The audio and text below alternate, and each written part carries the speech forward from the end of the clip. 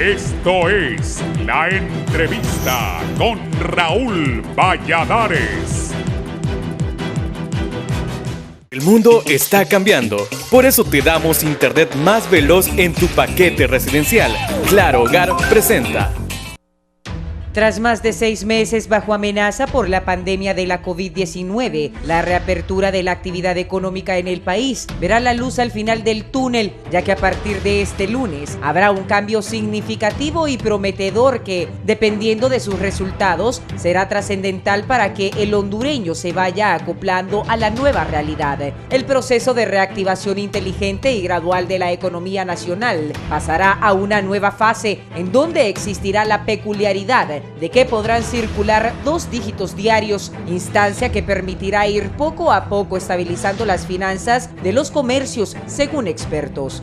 De esta manera, los municipios que se encontraban en la fase 0 por el incremento de casos de coronavirus pasarán a etapa 1, mientras que los que estaban en fase 1 harán la transición a la 2, en la cual las empresas podrán trabajar con el 40% de sus colaboradores. Cabe mencionar que esta nueva fase incluye el pilotaje del rubro de los restaurantes, que podrán operar con el 50% de su capacidad, bajo fuertes medidas de seguridad. Según el presidente del sector privado, Juan Carlos Icafi, la determinación ayudará a que las empresas incrementen sus ventas, lo cual será fundamental para que vayan normalizando sus labores. Sin embargo, dejó en claro que la reactivación total tomará más tiempo, pues las empresas deben comenzar a recuperar empleos para generar suficiente capital que les permita continuar con la vida. Es preciso detallar que, según analistas, el éxito de la reapertura económica dependerá del comportamiento responsable que prevalezca entre la población hondureña, quienes tendrán la obligación de guardar todas las medidas de protección pertinentes para evitar que el país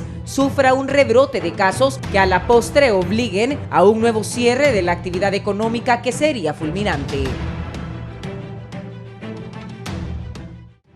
El mundo está cambiando, por eso te damos internet más veloz en tu paquete residencial. Claro Hogar presentó.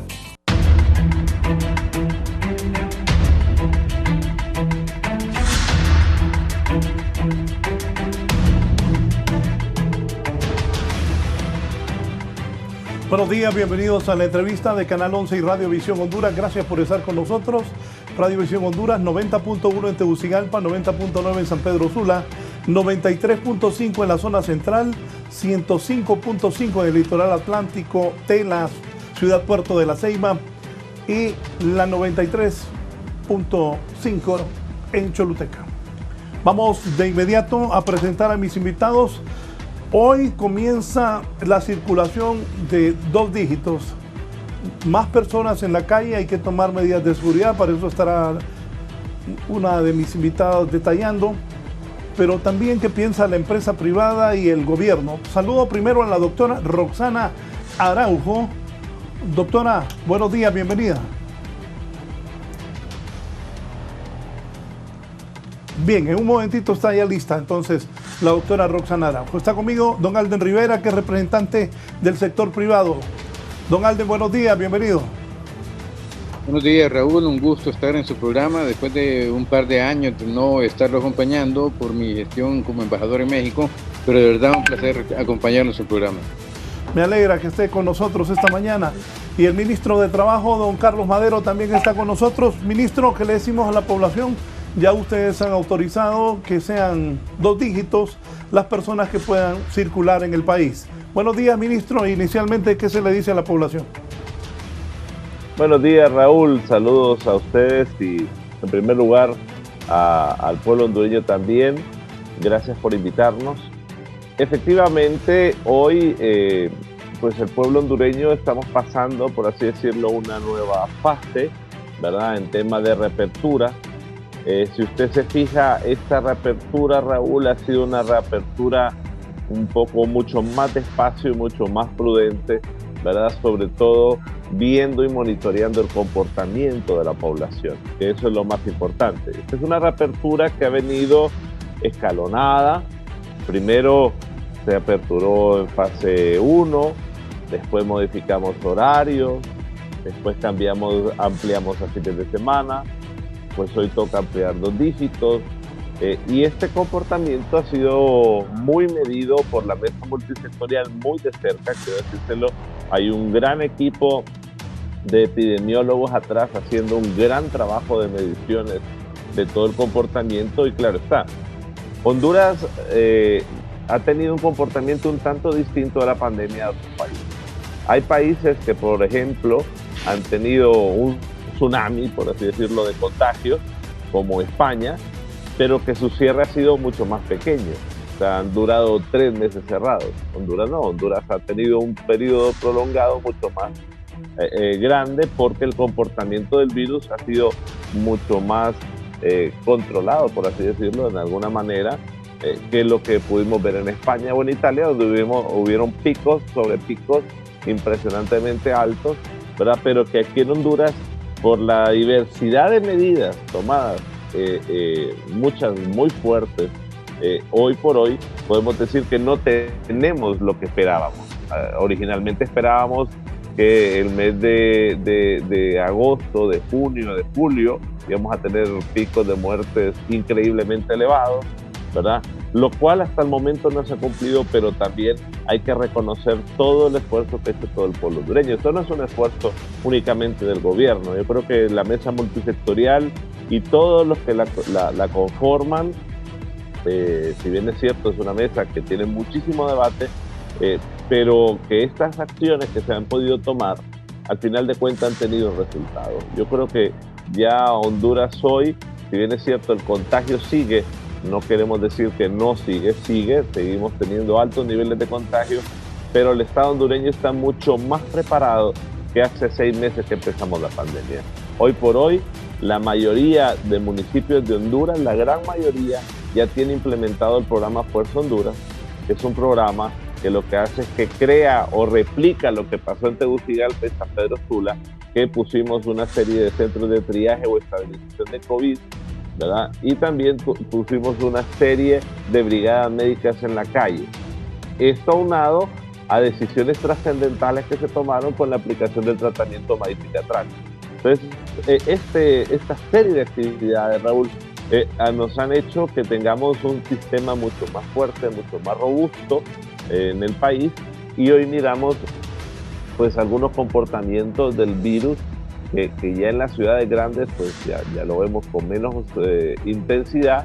Ahora ya hay algunas ciudades intermedias, urbanos, rurales, que sí están más complicadas, en el caso del Ancho y las de la Bahía, ¿verdad? Y que tuvimos que tomar algunas medidas que van muy consecuentemente de la mano, como estas medidas del feriado morazánico, de poderlo cambiar. Eso no es una medida antojadiza, eso tiene que ver con la reactivación de la economía. Ya vamos a andar un poco de por qué la reactivación de la economía y cuál es la relación que tiene con los restaurantes, ¿verdad? Porque son decisiones tomadas que una va ligada a la otra, ¿verdad? Pero ciertamente hoy, Raúl, miramos un horizonte donde hay una apertura, pero mucho. Ya sabemos que hay países donde tenemos rebrotes y creemos que esto probablemente va a volver a pasar en Honduras, pero ya con otro tipo de capacidades instaladas para atenderlo. Entonces, eso va a ser seguramente parte de las mediciones de la mesa multisectorial que se está haciendo, pero al final de cuentas tendrá mucho que ver con el comportamiento de la población. Si la población no tenemos el compromiso de ella, y vamos a ahondar probablemente en este programa, me gustaría que lo hiciéramos, sobre qué pasa en aquellos municipios donde no esté ese comportamiento de la población tan arraigado, ¿verdad? Como el caso de Roatán, y qué pasa con los que sí tienen el comportamiento y las fuerzas vivas se involucran, donde sí hay un mejor control, inclusive en zonas turísticas. Entonces aquí el comportamiento o el juego o el rol que tenga la población va a ser trascendental en cómo se comporte la pandemia. Ministro, pero es importante subrayar ahí lo que usted dice. ¿Considera que estamos más preparados ya en este momento? Sí, mire, nosotros, por ejemplo, ya ahorita hay un poco más de 5,000 elementos de salud que antes no estaban en el sistema, ¿verdad? Obviamente eso tiene un impacto grande. Estamos hablando que como que usted hubiera puesto la mitad de un nuevo sistema de salud pública, que ya, quiero decirles, se está trabajando, inclusive esta semana, ya en la incorporación permanente de todo este personal. Este personal estará muy ligado a un nuevo sistema de atención primaria en salud. Ya inclusive los fondos y todo eso ya se está organizando muy bien, ¿verdad? Y eso nos permite tener mejores capacidades. Ahora, ya inclusive los médicos de Honduras ya tienen una experiencia.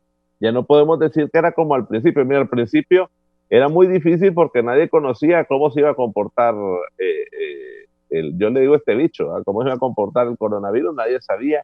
Ya hoy hay, por ciertamente, una expertise, ¿verdad? Que tiene también la parte médica, que hay más elementos, ya sabemos que tenemos tratamientos de cómo llevarlos, si bien es cierto, o sea, funcionan en una gran cantidad, ¿verdad? Hay algunos casos que ya sabemos que si llegan temprano se pueden recuperar, eso ya es una experiencia que tiene el país que antes no tenía. Todos estos niveles de cuestiones, de camas, de triajes, de cómo se toman las muestras, o sea, todo esto tiene una repercusión seriamente en cómo se controla la pandemia. Miren, nosotros ya lo hemos visto. Tenemos algunos municipios, a mí me gusta poner mucho el ejemplo como municipios como Moa. Moa nos estuvo llamando porque estuvo complicado, empezó a trabajar, usó los fondos de Esfuerzo Honduras para tener sus viajes, puso sus brigadas y ya sabemos que más o menos en una semana y media se empieza a controlar. Pasó lo mismo en otros municipios, como La Ceiba, que también estuvieron bastante complejos, pusieron todo su sistema y empiezan a funcionar. Y tenemos otros municipios donde se tardan en poner este sistema y este tipo de medidas y les cuesta muchísimo controlar el virus. Ahora, ciertamente, cuando tenemos involucrado al sector privado y a la sociedad civil de cada uno de los municipios, hay un impacto. ¿Por qué? Porque hay lugares todavía, hoy, 6 meses después de la pandemia, que tenemos gente de la población que cree seriamente que el coronavirus no existe. Esas son realidades que de la idiosincrasia de nuestros hondureños, ¿verdad? Y eso también preocupa porque nosotros no podemos llegar a un sistema de relajamiento, porque o sea, tenemos todavía incidencia de coronavirus en el interior del país. Eso es una realidad y necesitamos que la gente tenga conciencia. Hay algunos municipios donde la gente no le gusta usar mascarilla. Mire, aquí la única vacuna que hay, Raúl, es usar la mascarilla ahorita, distanciamiento social y lavarse las manos. O sea, esa es una realidad, pero tiene mucho que ver con cómo se involucran las fuerzas vivas de los municipios en el combate al coronavirus. Eso va a ser trascendental porque ya migramos de los puntos de foco de las grandes ciudades a las ciudades urbano-rural. ¿Qué sigue después de las ciudades urbano-rurales? Siguen las aldeas, siguen los caseríos, y eso parece mentira, pero es muy preocupante porque si en estas aldeas y caseríos no tenemos esta misma dinámica replicada, se nos va a empezar a complicar. Entonces, pues ha sido una condición en Honduras distinta y muy difícil. ¿Cuál ha sido la gran dificultad para el tema económico hondureño? Esta pandemia en Honduras ha venido creciendo lentamente. Y este crecimiento lento afecta dramáticamente a la economía, ¿verdad? Porque en otros países han sido picos altísimos y después bajan todos los casos, pero aquí no, ha sido lentamente. Y eso pues nos ha llevado a tener que tener mecanismos de apertura mucho más lentos que en otros países más grandes que Honduras. Sí. La empresa privada, ¿qué piensa, don Alden, usted como representante en la mesa multisectorial de la empresa privada? ¿Qué piensa ahora de la circulación de ya 2 dígitos? Adelante, por favor.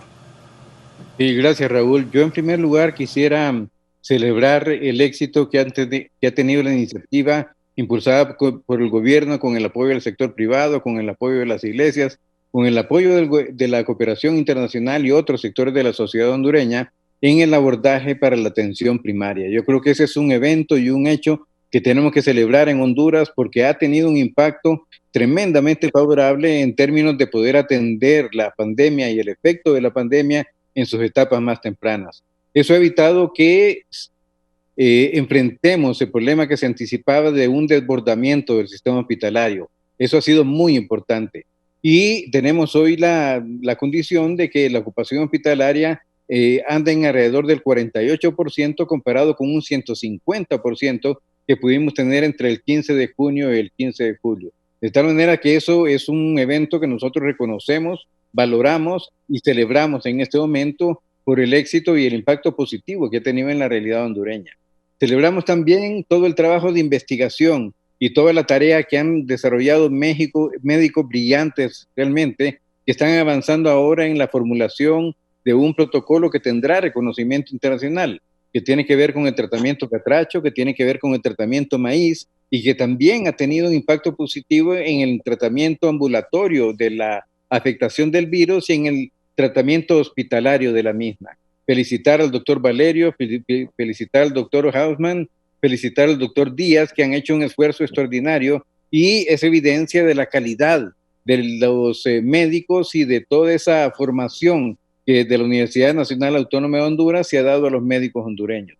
Yo creo que esos dos eventos, el abordaje en la atención primaria, la atención temprana de la salud y el hecho de contar con tratamientos de carácter ambulatorio y tratamientos de carácter hospitalario, hacen que hoy en día estemos en una situación, como lo mencionaba el ministro Madero, mucho mejor de lo que teníamos en los meses de junio y julio. Y debemos reconocer como sector privado que la llave para avanzar en estas medidas de reapertura económica es evidentemente una buena gestión de la pandemia, un buen ejercicio de contención de la pandemia, reducir la posibilidad de un deportamiento, mantener baja la tasa de letalidad, evitar que los ciudadanos afectados tengan una progresión tal que exija el tratamiento hospitalario y que pongan en riesgo su vida. Así que yo creo que, en primer lugar, celebrar lo que está pasando en materia sanitaria y luego, obviamente, reconocer de que la llave para avanzar en los procesos de reapertura de la economía es justamente tener una condición sanitaria apropiada.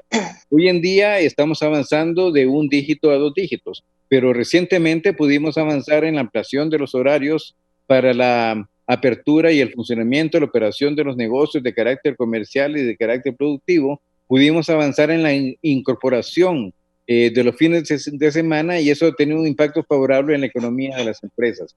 Las economías de las empresas todavía siguen sufriendo el impacto de la pandemia, no logran todavía alcanzar un nivel desde el cual puedan asegurar la recuperación completa de sus costos, pero creo que esta medida de 2 dígitos podrá crear las condiciones para una mayor participación de los ciudadanos en los establecimientos comerciales, una mayor demanda en la cantidad de servicios, en la cantidad de bienes que se consumen en el país, y en esa medida las empresas poco a poco irán recuperando alguna capacidad que les permita iniciar una nueva etapa, que es la etapa de la reactivación económica. Debemos reconocer, Raúl, que una cosa es reapertura económica y otra cosa muy diferente es la reactivación económica. La reapertura se viabilizó a través del acuerdo que se generó en la mesa multisectorial con el Plan Nacional para la Reapertura de las actividades económicas y sociales del país. Se definieron las regiones, se definieron las fases, pero ese fue el hecho de reaperturar, de darnos una nueva oportunidad, de avanzar en la medida que la pandemia y el ejercicio de contención de la pandemia lo permitía.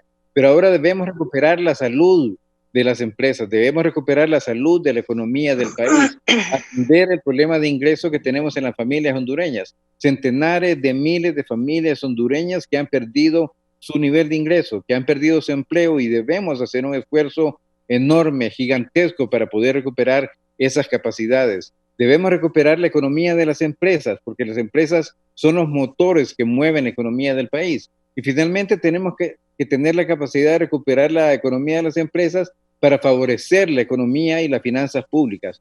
Necesitamos un gobierno que tenga los suficientes recursos financieros para hacer sostenible este ejercicio de contención.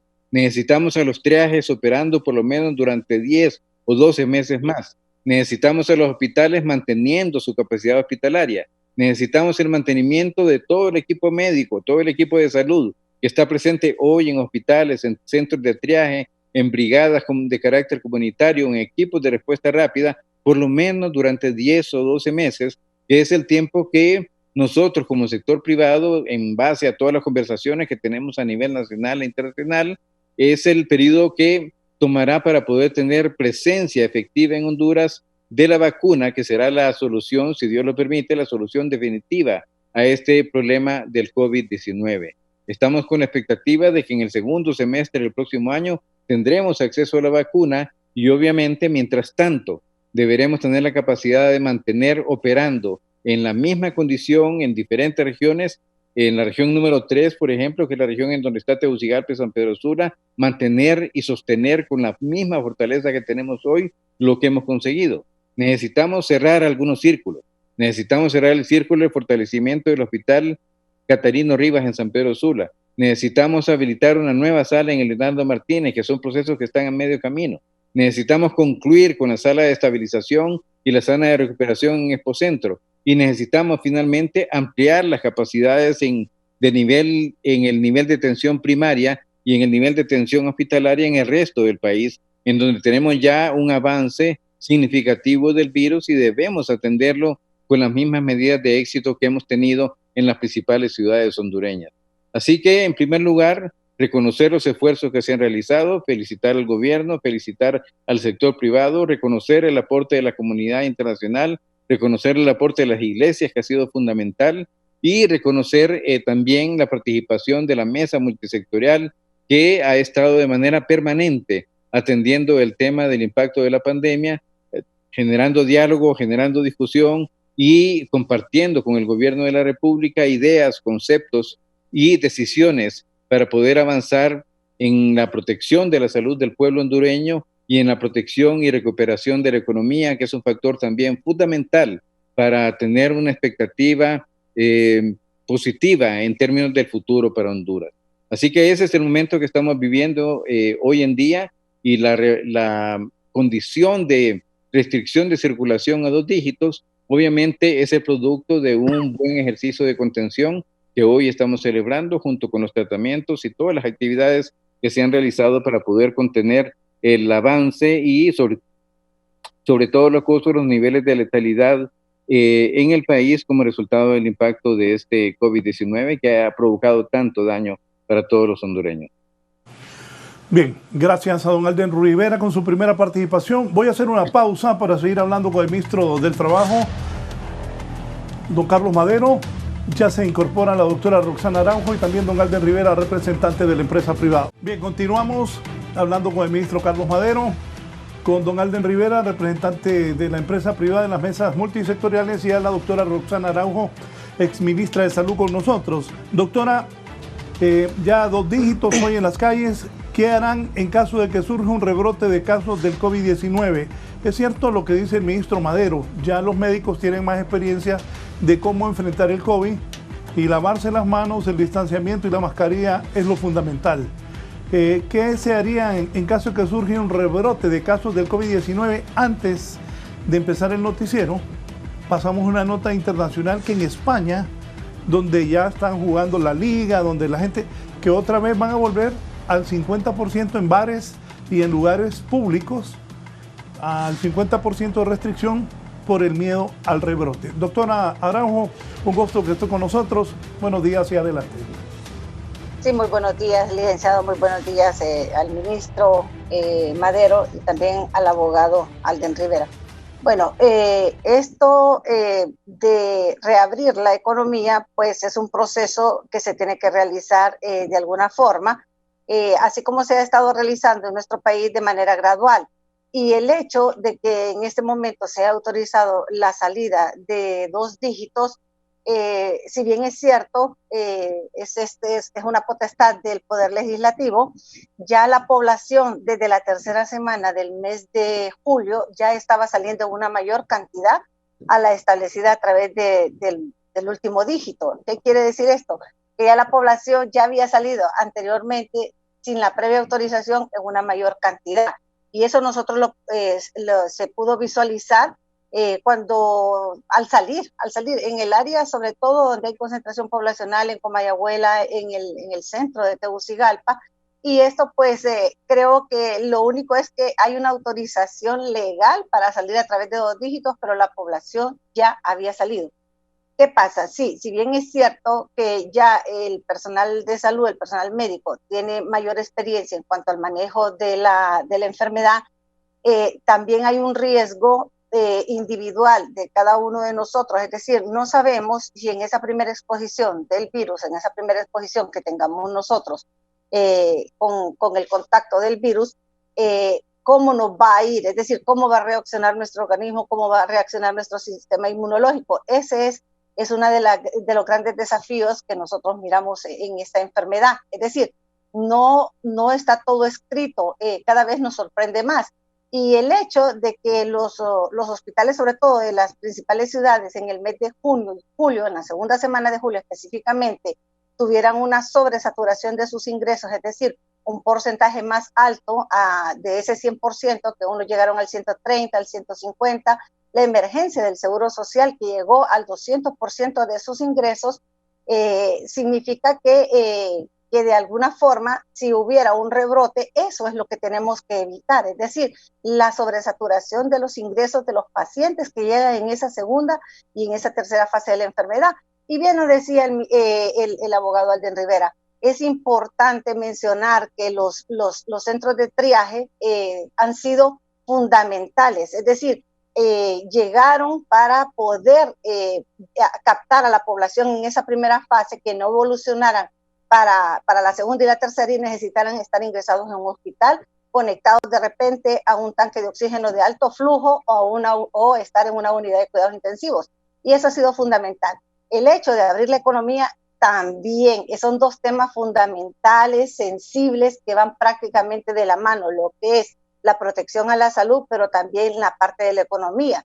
Nosotros somos un país empobrecido, donde ya 6 meses del autoaislamiento tenían 2 funciones específicas. Una, de no colapsar simultáneamente, como lo vimos nosotros en el mes de junio, julio, el sistema sanitario, sobre todo en las principales ciudades. Y 2, que nos fuéramos contagiando de manera gradual. Es decir, si ya a partir de hoy nosotros estamos saliendo con 2 dígitos, la población anteriormente ya había salido en una mayor cantidad. Y, o sea, va a salir más gente. ¿Cómo evitar que volvamos a un rebrote? No lo podemos evitar. Es muy difícil decir que no podemos. Ya todos los países lo han experimentado. Es decir, tenemos una enfermedad que probablemente llegó para quedarse, que lo que nos protege son las medidas de bioseguridad personal. Eso lo tenemos que tener claro. Pero todavía, a pesar de esos 6 meses del autoaislamiento, de habernos ido con esa salida segregada, creo que nos falta mucho por aprender. Es decir, solo es que vaya usted a la zona de Comayagüela, sobre todo el sector del Zonal Belén, al centro del mercado, el Zonal Belén, a la parte de la Santa Fe, y usted va a ver que un porcentaje alto de la población, yo me atrevería a decir que más del 50% anda sin mascarilla, en un lugar donde usted no puede tener distanciamiento físico porque no se lo permite la concentración poblacional. Entonces, si nosotros no aprendimos del autocuidado, de que no solo somos nosotros, sino que somos responsables también de lo que podemos llevar a nuestras viviendas. En nuestras casas hay padres, hay abuelos, hay tíos que nos esperan, que de repente su sistema inmunológico no está un poco más comprometido que el de nosotros. Entonces, todo eso nos tiene que hacer reflexionar. Probablemente no hay ningún país que pueda decir que puede evitar un rebrote, porque es una enfermedad respiratoria de fácil contagio, fácil transmisión, y si no aprendimos realmente al autocuidado, es muy difícil que digamos que no lo podemos hacer. La gran ventaja que miro con la salida que la población ya había hecho a partir de la tercera semana de julio, y que así lo visualicé sobre todo aquí en el Distrito Central, es que de alguna forma también ya hay muchas personas que entran dentro de ese 40% de los que se han contagiado y que son asintomáticos. Eso, bueno, esto es muy cierto, porque con la habilitación de 2 dígitos diarios significa que la gente va a andar más en la calle, y no solo está el coronavirus, está el dengue, que el dengue mata y mucha gente. Doctora, porque también vienen todas esas enfermedades respiratorias. Para el caso, mi caso, yo me cuido mucho porque padezco de las enfermedades respiratorias.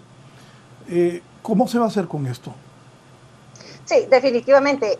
Lo que usted ha dicho es una realidad. Estamos en una temporada donde ya estamos prácticamente en la temporada de lluvias, donde no solo se hace presente lo que es el COVID-19, la COVID-19, sino que también está la influenza, resfriados comunes, inclusive hasta enfermedades gastrointestinales. Por eso es que los municipios han estado recibiendo o han recibido ayuda del Poder Ejecutivo en el sentido de transferencias para poder abrir los triajes exclusivamente para lo que es la COVID-19 y que el resto de la atención primaria en salud no se vea disminuir en sus capacidades para el resto de patologías que tiene la población y que debe seguir siendo atendida. Es decir, en estos 6 meses probablemente muchas de las enfermedades crónicas que tiene la población no es que se han dejado de desatender, pero la población que va a los hospitales a una consulta externa estuvo suspendida durante todo este tiempo por el riesgo de que no llegaran a los hospitales a contagiarse. Entonces todo esto se tiene que ir reactivando, así como se reactiva el sector de la economía, también tenemos que ir reactivando el sector de la salud en cuanto a la atención ya compleja que tienen algunos hospitales como el Hospital Escuela, el mismo Hospital Cardiopulmonar, el Hospital San Felipe, el Catarino y todos los hospitales principales del país. Es decir, tenemos que vivir de repente con esta enfermedad, tenemos que aprender a evitar su contagio o a identificar esos síntomas si es que nos dan. Y en el caso de los asintomáticos, pues bueno, estas personas, pues, ¿qué pueden hacer si no tienen sintomatología? Pero sí es necesario que entendamos que no nos podemos ir todo un año a un cierre, por decirlo así, tratando de evitar un contagio, cuando la población ya definitivamente salió a las calles en una mayor cantidad a lo establecido. La doctora Roxana Araujo ha dicho una gran realidad. Los hondureños no respetamos eso de que nos toca salir hoy. Al inicio sí, bastante. Pero como ella dice, de junio para acá, no. Ministro, con esta implementación de los 2 dígitos, va a haber más gente en la calle. ¿Qué estimaciones tienen de lo que va a ocurrir en el país? Mire, Raúl, yo creo que tenemos que estar conscientes del efecto que tiene la pandemia. Un poco para que lo miremos así en números gruesos.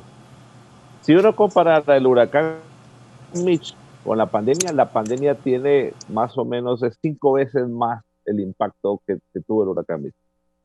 El huracán Mitch tuvimos un desastre natural, todos lo vimos con nuestros ojos, era algo que usted podía ver, miraba la destrucción y podía calcular o podía tener una idea de la caída del Producto Interno Bruto por motivo de esa destrucción. Este coronavirus no, este coronavirus usted no lo ve, no ve la destrucción, pero internamente la estructura de las empresas sí las empieza a ver totalmente descuajadas. Algunas definitivamente ya cerraron, unas colapsaron y no van a abrir, ya no van a abrir. Nosotros estimamos que la pérdida de empleos, haciendo estas mismas comparaciones, la tasa de desempleo abierto va a pasar de 5.7% probablemente a 3%. Estamos hablando que se va a duplicar, por así decirlo. Eso significa casi 200,000 personas, este duplo que va a ocurrir. Y obviamente está por la caída abrupta que tienen las empresas. O sea, este cierre, este comportamiento del mercado de trabajo se va a dar en 2 niveles. Unos por los que suspendieron y otros por los que se despiden. Son 2 tipos de trabajadores. Si bien es cierto, hemos ido poco a poco recuperando algunas de las industrias, pero hay industrias grandes, como la industria de turismo. La industria de turismo es sumamente fuerte en Honduras, que representa casi 275,000 puestos de trabajo, que seriamente va a ser difícil de recuperar. O sea, eso hay una realidad que aunque uno quisiera poner muchas medidas y lo que sea, recuperar el rubro no va a ser posible. Y por otro lado, yo creo que la doctora Araujo dio en el punto de la tilde. Nosotros sabemos y tenemos que estar preparados para un rebrote. Eso va a pasar porque ha ocurrido en todos lados. Y creer que no va a pasar aquí en Honduras es engañarnos solos. Ahora, ¿que vamos a tener que vivir con ese rebrote? Creo que sí vamos a tener que vivir con ese rebrote. Ya estuvimos viendo también el comportamiento de otros países y ya no son fáciles los encierros, no son tan sencillos. No es como al principio que uno podía decretar los toques y ya todo el mundo hacía caso. Ya hay un desgaste de la población, eso hay que reconocerlo. La gente ya siente que tiene que salir, sobre todo los que no tienen ingresos económicos, que son una gran cantidad de personas, necesita ese ingreso y eso probablemente en un segundo rebrote, pues va a ser una combinación de variables también muy complejas de resolver, pero lo que decía Alden es cierto, y aquí hay que tener cuidado. Aunque tengamos lugares donde hoy por hoy tengamos triajes con menos personas, nosotros no podemos quitar esos triajes ahorita. No los podemos quitar porque eventualmente vendrá otra ola y no sabemos si una tercera o una cuarta ola del virus, ¿verdad? Y eso vamos a tener que hacerlo. Pero que va a afectar el mercado de trabajo o está afectado es una realidad, y está afectado, Raúl, en proporciones que nunca en la historia Honduras las había tenido. Esa es una realidad. Claro, ¿qué es lo que pasa? El mercado de trabajo se nutre del consumo de las personas. Cuando las personas no consumen los bienes y servicios que el sector privado puede ofrecer, ¿qué es lo que pasa? El sector privado no puede mantener las planillas porque simplemente no puede vender lo que quiere. Y al no mantener las planillas, el consumo se reduce. Al tener personas desempleadas, el consumo se reduce y eso pues genera un choque en la economía, que es lo que estamos viviendo.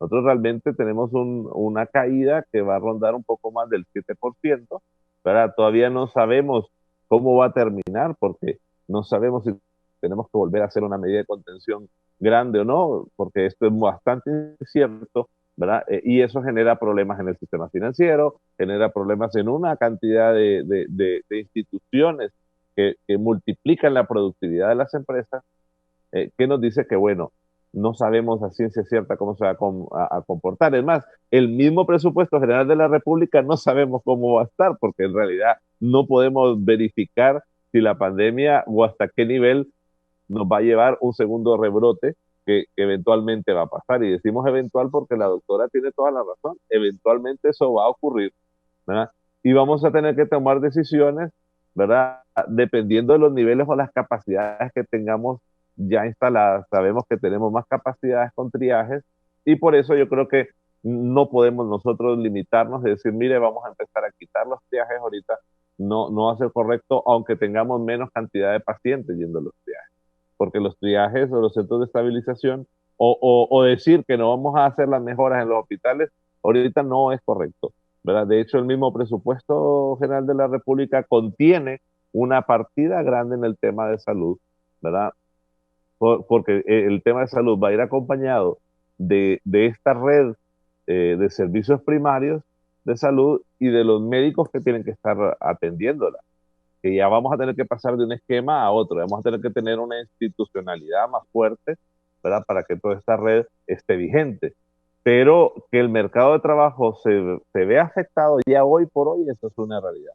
Nosotros tenemos un poco más de 126,000 solicitudes, por ejemplo, de suspensión, que se ampararon bajo el mecanismo de la ley de alivio a los trabajadores, y ya tenemos un poco más de 22,000 suspensiones que no entraron en ese alivio y creemos que eso va a subir arribita a los 200,000. Habrá algunos que van a regresar y ahorita probablemente con la apertura de 2 dígitos regresen más. Por ejemplo, el sector restaurantes, solo con el delivery pudo integrar un poco más del 30% de su fuerza laboral. Con esta apertura 50% en pilotaje de comedores, no va a llegar nunca a su 100, probablemente llegue a un 30% más, porque tampoco es que la gente se va a desbordar a hacerlo. Ahora hay lugares donde sí hay que tener mucho más control. Yo comparto totalmente con la doctora que son los lugares de comercio informal. A mí me enseñaban unos videos del lago Yohoa el día de ayer y realmente que hasta se preocupa un poquito uno, ¿verdad? Y también es un mensaje un tanto de rebeldía de la población de que está cansada de estar encerrada, ¿verdad? Y vivir y generar esa condición va a ser todo un reto para. Sí. Abogado Alden Rivera, el problema en las empresas es enorme. Mucha gente ha sido suspendida, otros perdieron su trabajo. Los micro, medianos, pequeños y grandes empresarios han sido afectados en todo el mundo y no digamos en Honduras. La reactivación y la recuperación de la empresa privada, ¿cómo va a ser? Bueno, en este momento estamos trabajando justamente en lo que nosotros denominamos, Raúl, en un plan nacional de reactivación económica, es decir, cómo partimos desde el punto en donde las empresas tienen autorización para reabrir, cómo partimos desde el punto en donde tenemos una circulación equivalente más o menos a un 40% de la población que tenía libertad de circulación y tenía capacidad de consumo al inicio del año 2020. De tal manera de que estamos utilizando eso como un punto de partida para lanzar una proyección y una visión hacia el mes de diciembre del año 2025. Estamos trabajando en un plan nacional de reactivación económica que tiene 4 grandes ámbitos.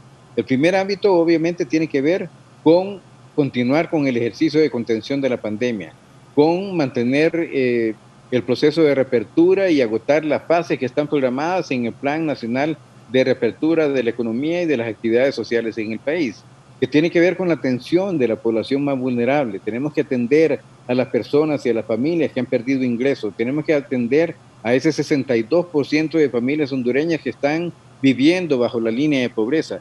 Tenemos que atender al 37% de la población que vivía bajo la línea de la pobreza extrema, pero que ahora se ha aumentado.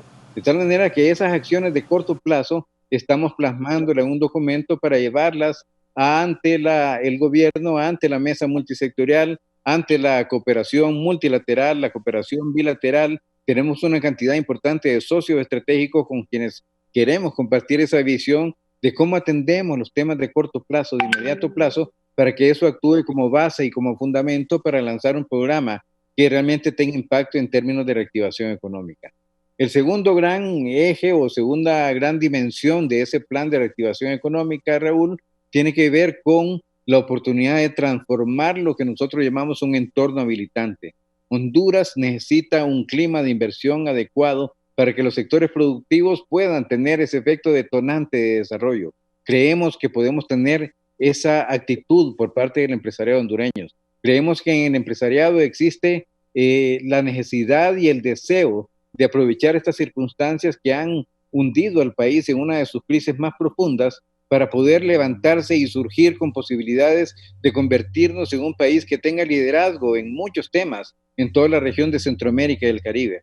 Pero para lograr esa situación o esa posibilidad de asumir liderazgo en los próximos años, necesitamos transformar los factores habilitantes, que tienen que ver con una política exterior que esté adaptada y esté alineada con los cambios estructurales que han sucedido en el mundo, que tiene que ver con una política fiscal y monetaria que sea consistente con el deseo de reactivar la economía. Es una situación completamente diferente a lo que vivimos en el año 2019 y el año 2020. Tenemos que modernizar la legislación tributaria y hacerla y convertirla en una legislación tributaria proclive al proceso de reactivación económica.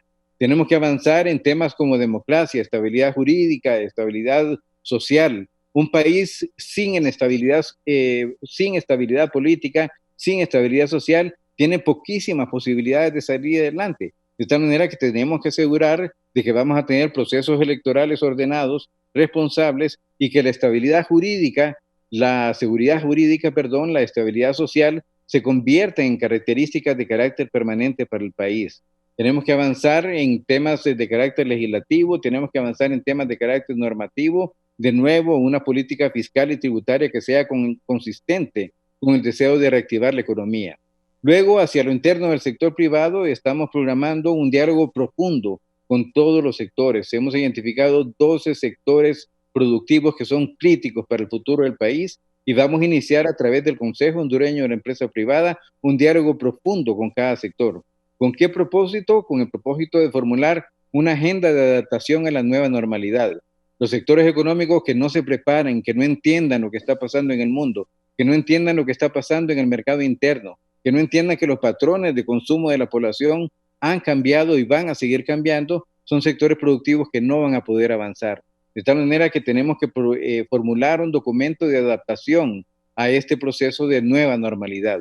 Luego necesitamos un documento en donde podamos identificar claramente las oportunidades de innovación, de aplicación tecnológica, de modernizar los sectores productivos, para luego avanzar en un proceso de identificación de nuevas posibilidades en el mercado nacional y nuevas posibilidades en los mercados internacionales. Es una agenda de expansión de los mercados para los sectores productivos hondureños.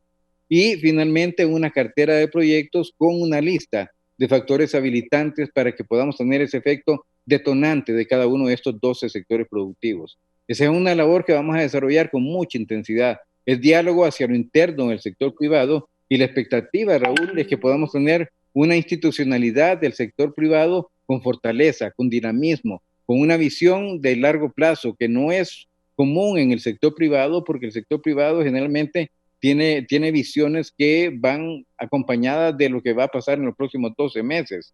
Pero en este momento debemos tener la capacidad de ver más allá. Y estamos viendo bajo la figura de este plan hacia el año 2025. Estamos viendo a diciembre del año 2025. No estamos viendo hacia el pasado, no estamos viendo a través del retrovisor del vehículo del desarrollo. Estamos viendo hacia adelante. ¿Cómo logramos que Honduras pueda superar esta crisis, pueda avanzar y pueda tener mejores condiciones que las condiciones que prevalecían en el país en febrero del año 2020? Estamos conscientes que debemos atacar problemas como la desigualdad. Estamos conscientes de que debemos atacar problemas como la inequidad. Estamos conscientes de que el modelo económico tiene que ser un modelo inclusivo, tiene que ser un modelo amigable con el ambiente, tiene que ser un modelo que tenga agresividad en términos de conocimiento del contexto nacional e internacional, y que en base a esa información podamos construir capacidades en los sectores productivos para poder avanzar con fortaleza. Y finalmente, hay actividades que histórica y tradicionalmente han estado en manos del Poder Ejecutivo, pero que creemos que el sector privado no puede renunciar a asumirlas. Eso es un programa nacional de promoción de inversiones, un programa nacional de promoción de exportaciones, dinamizado, ejecutado y dirigido desde la misma institucionalidad del sector privado. Debemos asumir ese compromiso. Debemos comenzar a conversar con nuestros principales socios comerciales. Debemos establecer vínculos y relaciones con las principales empresas que son nuestros clientes a nivel internacional en todos los sectores, en estos 12 sectores críticos. Debemos tener un programa de formación de capacidades técnicas en los colaboradores, y en los que no son colaboradores, prepararlos para que se puedan incorporar como fuerza laboral. Debemos tener un programa efectivo de emprendimiento para que las personas puedan desarrollar sus propios proyectos, puedan materializar sus sueños y puedan incorporarse formalmente a un sector privado que tiene una obligación de carácter permanente con el país. El sector privado, de nuevo, es el motor de desarrollo de Honduras y queremos asumir plenamente esa responsabilidad. Una responsabilidad que en este caso se va a materializar por la vía del Plan Nacional de Reactivación Económica, que es algo que ya iniciamos. Yo personalmente estoy participando en la conducción de ese plan, acompañando a Mario Canahuati, que ha sido delegado como responsable de la conducción a nivel ejecutivo, y tenemos pues prácticamente a todas las organizaciones del sector privado involucrados en la construcción de este plan, conscientes del reto que representa avanzar en un momento de crisis, pero conscientes también de la necesidad absoluta de que el sector privado asuma las responsabilidades que le corresponden como un actor con protagonismo para el futuro del país en los próximos años. Doctora Roxana Araujo, es hacer entender a la gente que el virus sigue en Honduras, que no se ha ido, que está el coronavirus, que está el dengue, que está el chikungunya y todo esto. ¿Qué hacer con la población? Bueno, los cambios de conducta no son de la noche a la mañana. Para tener cambios de conducta usted necesita tener un plan de comunicación permanente que no sea menos de 3 años. Es bien difícil poderle decir qué hacer.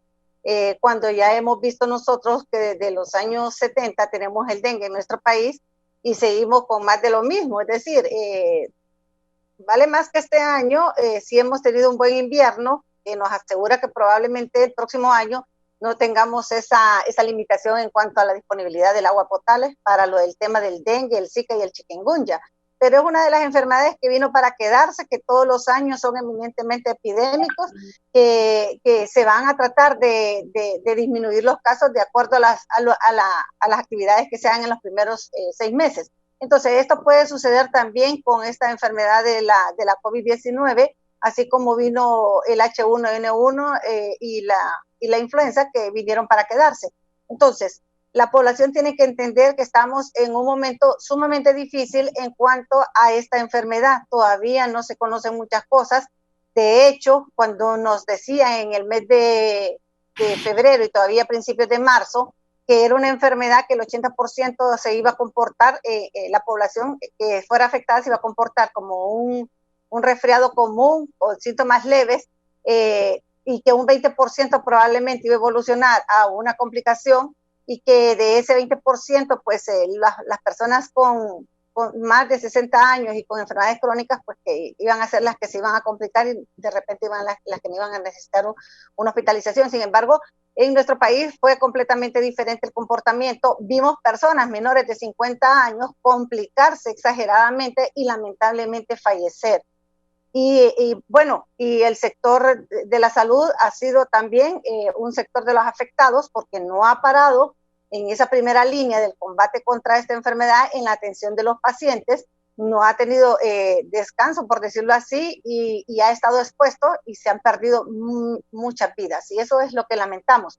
Entonces tenemos que entender que el uso de la mascarilla no es porque querramos usarla, sino que es el único mecanismo que tenemos en este momento de poder evitar que esas micropartículas que nosotros ni las miramos de las secreciones de esas personas que andan sin mascarilla no lleguen a nuestra mucosa oral, a la mucosa nasal o a través de la conjuntiva de los ojos, y que nosotros seamos infectados. Es decir, son mecanismos de bioseguridad personal. El lavado de manos o el uso de alcohol gel que se hace en este momento de manera permanente, andar un frasquito de alcohol gel, sobre todo las personas que toman el transporte colectivo, es necesario. Todo eso tenemos que entenderlo, y que además el autocuidado de nosotros tiene que ver también, como le mencionaba anteriormente, con lo que nosotros podamos llevar a nuestras casas. Por ejemplo, de repente en el trabajo sí mantenemos las medidas de bioseguridad, pero llegamos a las casas, nos relajamos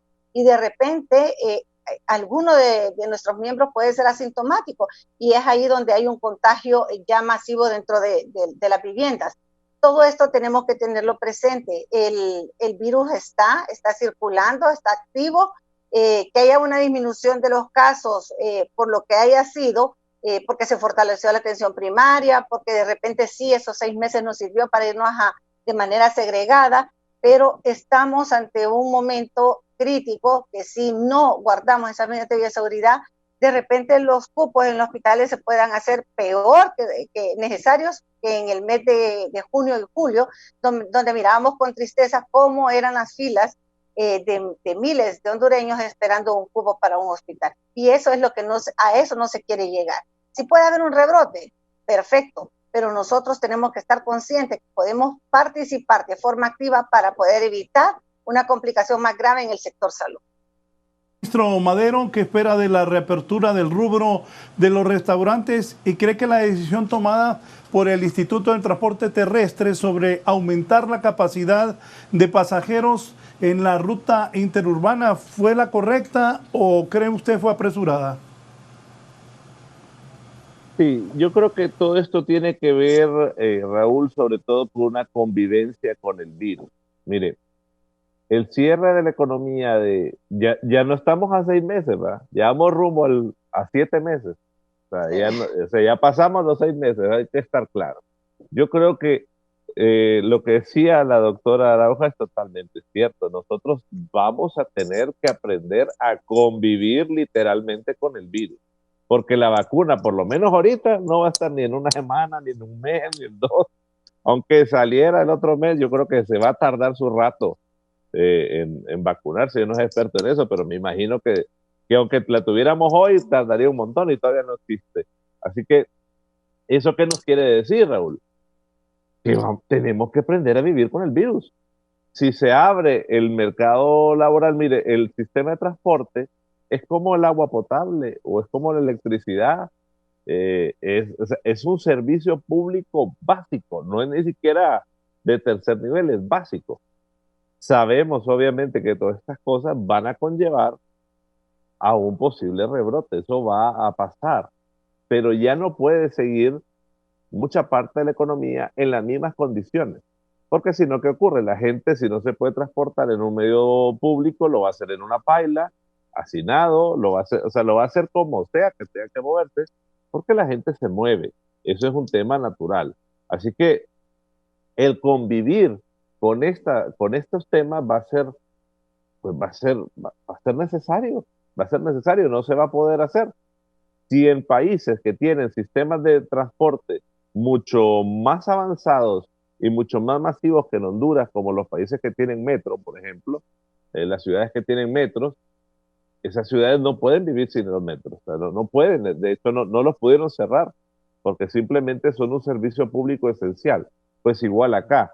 Claro, aquí nuestra misma idiosincrasia nos ha llevado a tener que ir lentamente haciéndolo, pero al hacerlo también lento, la población se empieza a rebelar porque empieza a tratar de salir por otros lados. Eso es un tema natural.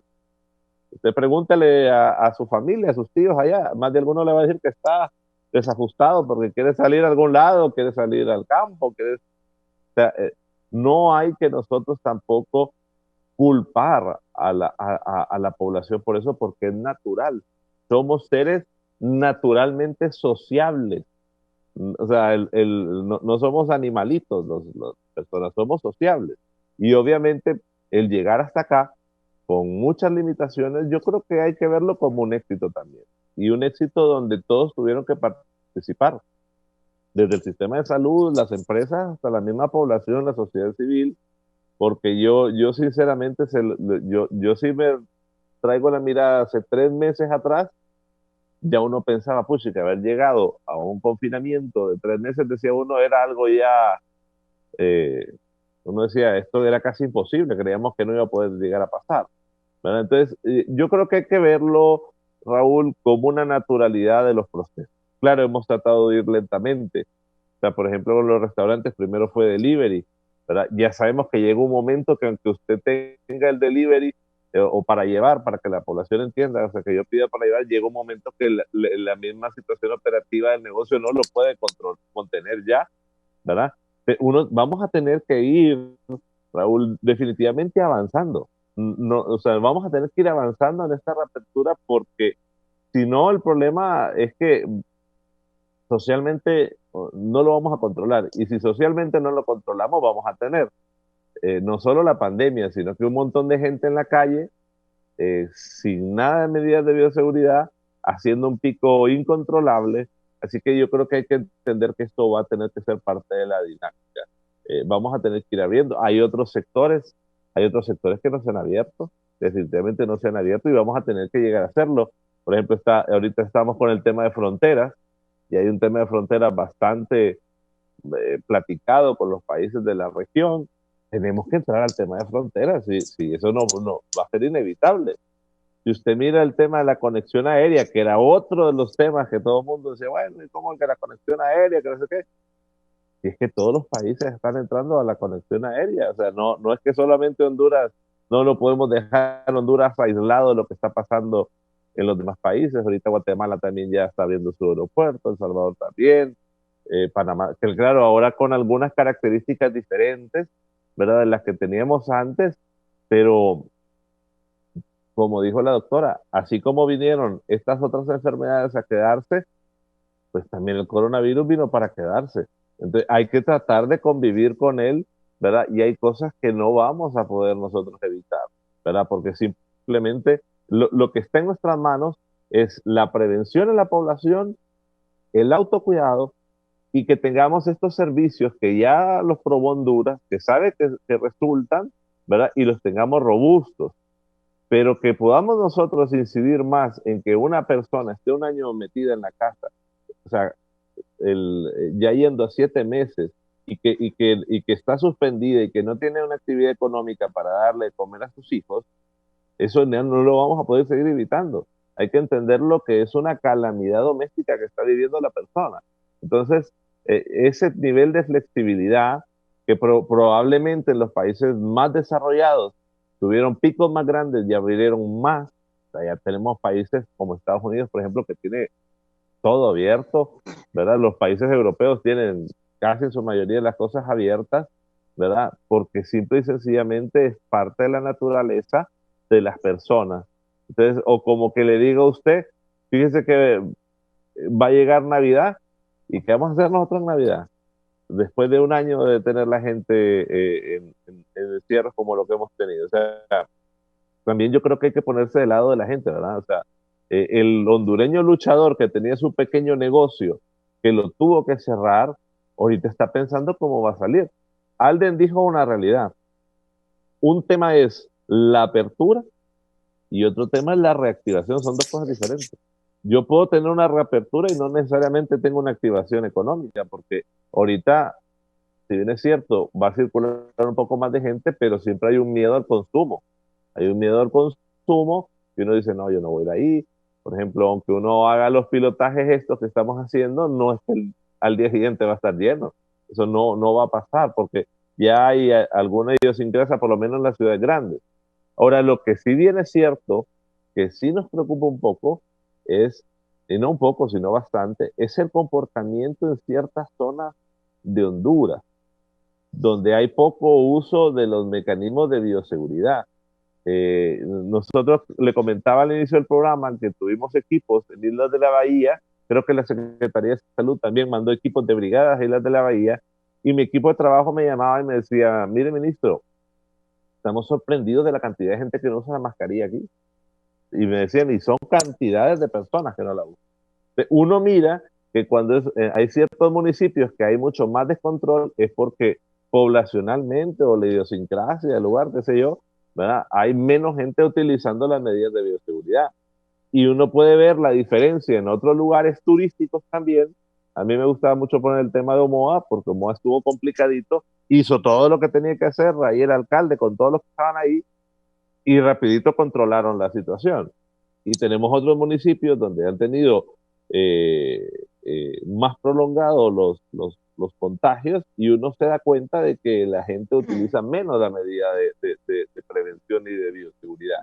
Entonces, eso hay que entender que tiene mucho que ver con la idiosincrasia, pero que vamos a tener que seguir activando, o sea, eso va a tener que ser parte, claro, con una medición rigurosa, a veces, y claro, aquí Alden lo sabe, con el sector privado, con la academia, todos los epidemiólogos que están, a veces chocamos y es normal que choquemos ahí en las discusiones. Yo creo que es parte de la idiosincrasia de la mesa multisectorial, pero yo creo que hemos tratado de ir prudentemente resolviendo las diferencias de los sectores. Ese valor de la mesa multisectorial es un valor impresionantemente alto, ¿verdad? Porque nosotros, por ejemplo, como gobierno, cada voto es individual. Nosotros solo tenemos un voto en la mesa multisectorial, ¿verdad? No es que influimos, ¿verdad?, en todo lo que pasa en la mesa, ¿verdad? Pero es parte de la discusión que se ha venido teniendo.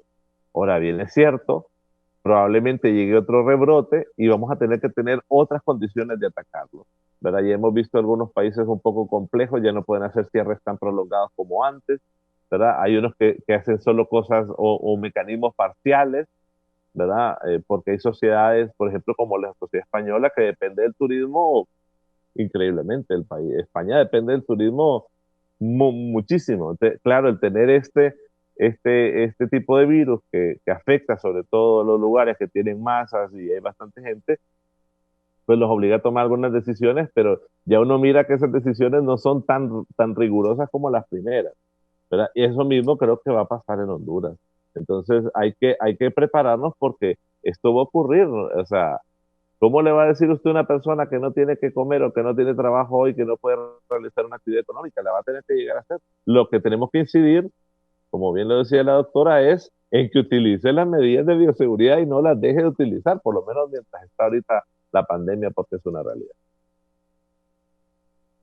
Platicando con mis invitados de esta mañana, el ministro Carlos Madero, el abogado Alden Rivera, representante en las mesas sectoriales de la empresa privada, y la ex ministra de Salud, Roxana Araujo. ¿Cuándo vuelven escuelas, colegios, universidades? ¿Cuándo vuelven a trabajar todos los empleados públicos? ¿Qué hay de un supuesto paquetazo? Le voy a preguntar a don Alden. Hay rumores que existen sobre un posible ajuste fiscal que vendría a ser un nuevo paquetazo para la población y las empresas. Joe Biden aprovechó la repentina vacante en la Corte Suprema para reafirmar su argumento de que las próximas elecciones presidenciales deberían de ser un referendo sobre la manera en el que el presidente Donald Trump ha manejado la crisis sanitaria y el coronavirus. El fallecimiento de la jueza Ruth Bader Ginsburg sacudió la campaña presidencial a solo 6 meses antes de la elección y al tiempo que la votación de antemano está en curso en varios estados. Por su parte, Trump ha aprovechado la oportunidad para nominar a un nuevo magistrado para motivar a sus partidarios más leales. Biden mantuvo el enfoque en la atención médica, que ha resultado ser un tema exitoso para los demócratas en las elecciones previas y podría ser aún más resonante en medio de la pandemia. La Corte Suprema atenderá un caso liderado por los republicanos en busca de desechar la Ley de Ciudadano de Salud Accesible, que el gobierno de Trump apoya una semana después de las elecciones del 3 de noviembre. Biden ha acusado a Trump de tratar de socavar las protecciones para personas con problemas de salud preexistentes bajo la ley, al igual que sus estipulaciones que cubren atenciones preventivas para las mujeres. Millones de estadounidenses están votando porque saben que su atención médica está en la balanza, afirmó Biden en declaraciones en el Centro Constitución en Filadelfia. En medio de la peor crisis sanitaria mundial que se tenga memoria, Donald Trump está ante la Corte Suprema tratando de quitarle cobertura médica a decenas de millones de familias. Para 11 Noticias, Raúl Valladares.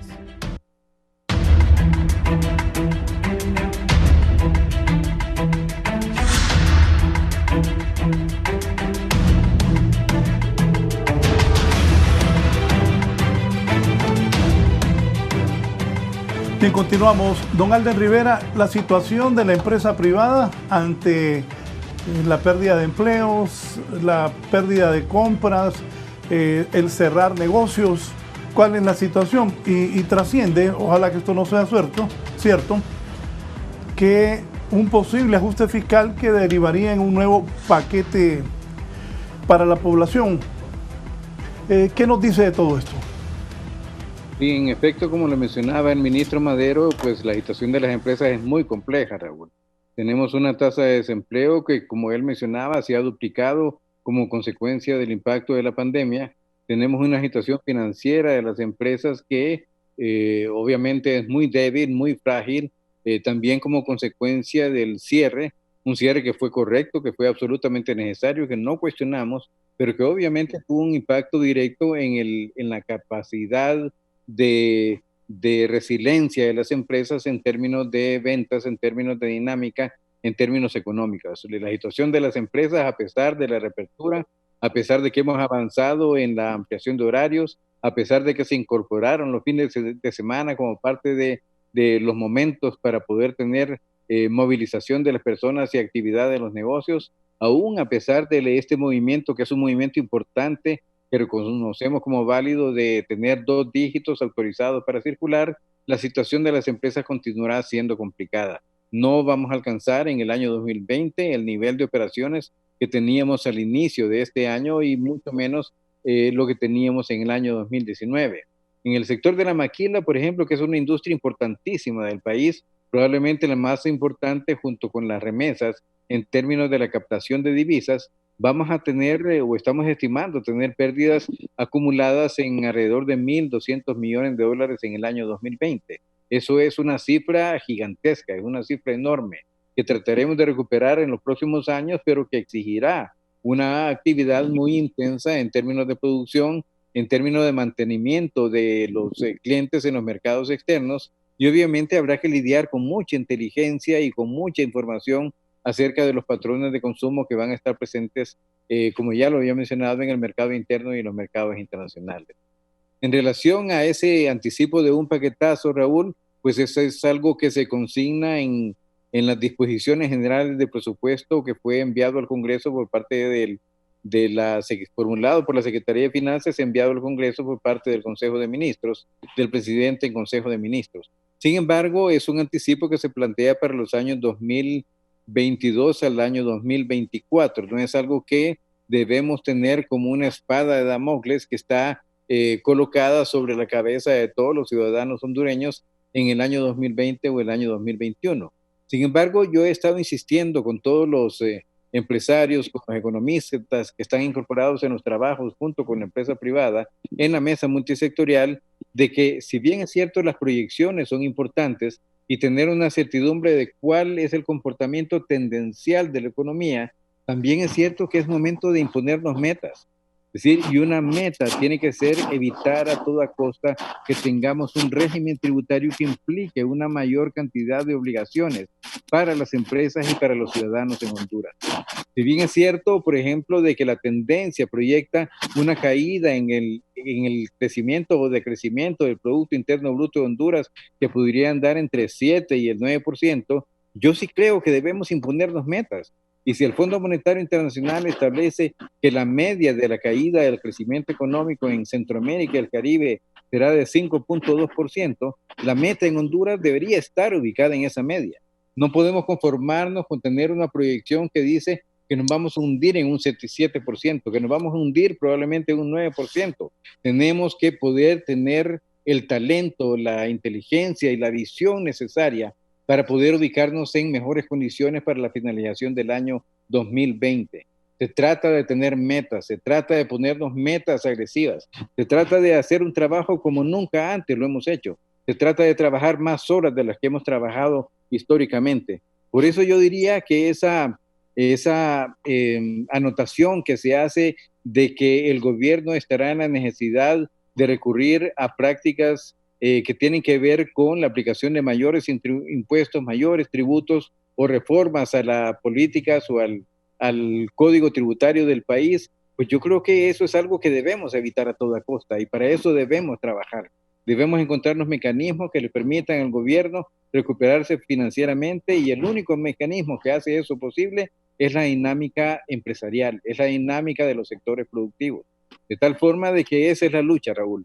La amenaza tendencial es muy mala para Honduras. Es una tasa de crecimiento terrible, niveles de pobreza que se van a elevar, niveles de pobreza extrema que se van a elevar, empleo o desempleo que se va a ampliar de una manera muy significativa, el doble de lo que teníamos hace apenas 6 meses. Es decir, todos los indicadores marcan una situación verdaderamente alarmante por el país. Y está bien tener esas proyecciones, pero también es importante que nos establezcamos metas y que establezcamos las hojas de ruta para poder alcanzar esas metas en el corto plazo, en el mediano plazo y en el largo plazo. Eso es muy importante, que tengamos la valentía, el coraje y la fortaleza para establecernos objetivos claros que puedan ser cubiertos con claridad, obviamente con sentido de realidad, con los pies puestos sobre la tierra, pero haciendo un esfuerzo que va mucho más allá del esfuerzo que histórica y tradicionalmente se ha realizado en Honduras para generar condiciones de pobreza. Yo creo que esa amenaza se puede superar y que estamos obligados a superarla. El país no está en condiciones en el año 2022 para recibir una carga tributaria más allá de lo que tenemos en este momento. Todo lo contrario, debemos tener de nuevo, y como ya lo he afirmado, una política fiscal y tributaria que sea consistente, que sea coherente con el deseo de tener un proceso intenso de reactivación económica. Y para eso tendremos que trabajar juntos. Tendremos que trabajar juntos el sector privado con el gobierno, tendremos que trabajar con la mesa multisectorial, tendremos que trabajar con el Fondo Monetario Internacional, con toda la banca internacional de desarrollo, con la banca multilateral, con las agencias de cooperación, pero debemos hacer el esfuerzo. Se trata de tener una actitud de lucha, se trata de tener una actitud de enfrentar los problemas y tratar de que en el año 2022 seamos ya una nación con mejores condiciones de lo que teníamos en el año 2019. Que el cierre del año 2019 sea un referente, pero que no sea una meta. Las metas tienen que ser mucho más ambiciosas y este tiene que ser un momento de cambio, de transformación y de mejora para el país. Yo creo que esa es la actitud correcta. Enfrentar la pandemia con responsabilidad, tener un ejercicio de reapertura ordenada, gradual y progresiva. Estar conscientes de que debemos hacer un ejercicio de convivencia y de adaptación a la pandemia por lo menos para los próximos 10 o 12 meses. Pero desde ya, desde este momento, tener una meta clara de hacia dónde queremos dirigir al país, a dónde queremos llegar como nación. Eso es importante. Y tener el coraje, la lucha y la actitud para poder perseguir esos sueños con toda la intensidad y la unidad de todos los sectores del pueblo hondureño. Creo que la mesa multisectorial es un vehículo, como lo decía el ministro Madero, un vehículo fabuloso para alcanzar consensos. Tenemos dificultades, tenemos encuentros, tenemos diferentes visiones acerca del país, pero hemos logrado superarnos y hemos logrado alcanzar consensos. Con esas diferentes visiones, con esas diferentes apreciaciones, los consensos pueden ser alcanzados y yo creo que una actitud general puede ser alcanzada. Yo no quisiera terminar mi participación, Raúl, sin también aplaudir la nueva campaña educativa que ha sido lanzada en todos los medios de comunicación, que está firmada por la mesa multisectorial y en donde se hace una invitación permanente al cuidado personal, al respeto de su entorno familiar y al respeto de su entorno laboral. Esa campaña hace 4 llamados. El llamado al uso adecuado y correcto de la mascarilla, al lavado constante de manos, al distanciamiento físico, pero agrega uno cuarto que no ha sido tradicional en todas las campañas que hemos realizado en los últimos meses, que es acudir a los triajes en el momento en que se sientan los primeros síntomas. Eso es importante. No llegar tarde al hospital, no llegar tarde al centro de triaje. En cuanto se tengan las primeras manifestaciones o dudas acerca de su condición de salud, deben presentarse tempranamente a los centros de triaje. Entre más temprano lleguen, mayores serán las posibilidades de una pronta recuperación, de una recuperación en su hogar de manera domiciliaria. No se tarden. En cuanto tengan síntomas, acérquese al triaje. Yo de nuevo reitero la importancia de esta campaña educativa. Es una campaña que tendrá un periodo largo de tiempo, 10 meses de duración por lo menos, conscientes de que son 10 meses en donde la pandemia seguirá teniendo presencia a nivel comunitario, en donde la protección personal deberá tener una importancia de manera permanente y donde la conciencia acerca de la responsabilidad con la familia y con nuestros compañeros de trabajo debe estar presente como parte de la actitud de todos los hondureños hoy, mañana y en todos los próximos meses hasta que tengamos una solución definitiva con la vacuna, que no esperamos que sea antes del segundo semestre del año 2021. Gracias al abogado Alden Rivera, representante de la empresa privada en la mesa multisectorial. Antes de darle la palabra para su mensaje final a la doctora Roxana Araujo, le voy a hacer una pregunta al ministro Madero. Ministro, hoy 2 dígitos. ¿Cuánto tiempo se va a manejar 2 dígitos para ampliarlo? Y Dios primero esto no ocurra, si hay rebrote, ¿qué pasaría? Sí, bueno, estos 2 dígitos empiezan a tener su efecto a partir de hoy. La siguiente fase es pasar a la fase 2 de reapertura, que significa que entre el 40% de la población de la fuerza laboral vuelva otra vez a su puesto de trabajo. Pues normalmente estamos dando casi un compás, casi 2 semanas por ahí. Puede ser que sea un poco menos. Eso será seguramente parte de la discusión en la mesa multisectorial esta semana. Y ciertamente si vuelve a haber un rebrote, ¿verdad? Pues igual la mesa multisectorial tendrá que evaluar cuáles son las condiciones que tendremos que seguir, ¿verdad? Si tenemos que hacer algún retroceso en alguna parte o no. Eso hay que entender que va a ser parte de la orden del día. Y solo quisiera también aclarar una cosa, Raúl, que es importante. El gobierno del presidente Hernández no va a estructurar paquetes fiscales. No tenemos alta de impuestos bajo ningún motivo. Sí, definitivamente vamos a tener que tener acceso financiero para inyectarle al sector privado, que va a ser fundamental. Yo creo que hay 2 ejes que van a regir el presupuesto del año 2021. Uno es la activación económica, que tiene que ver con mucha inversión pública, y el otro es la protección social de los que no tienen. Llámese protección social con tema de fortalecimiento del sistema de salud y cómo fortalecemos a aquellas personas que no tienen ingresos en este momento. Doctor Araujo, consejos finales. Voy a finalizar con el ministro Maestro. ¿Qué le dice a la gente? Lo que usted ha dicho es cierto. Desde junio la gente ya no se aguantaba más y ha andado en la calle. Pero ahora con la implementación de 2 dígitos va a ser mucha más gente en la calle. ¿Qué le decimos a la gente para que hagan caso? Porque el virus ahí sigue. Y está el dengue, que mata igual o más que el COVID. Está el chikungunya y varias enfermedades respiratorias con esto del invierno, el cambio de clima en el país. Doctora. Bueno, licenciado, y me alegra haber escuchado las últimas palabras del ministro Madero en cuanto a esto del tema tributario. Yo no tengo experiencia en el sector económico, por decir así, en el tema de la economía, pero ya sabemos pues que el régimen tributario no ha sido amigable ni con la pequeña ni con la mediana empresa y la mayoría de la población ya a esta altura pues después de lo que hemos estado pasando con esta pandemia no aguantaría una carga más tributaria.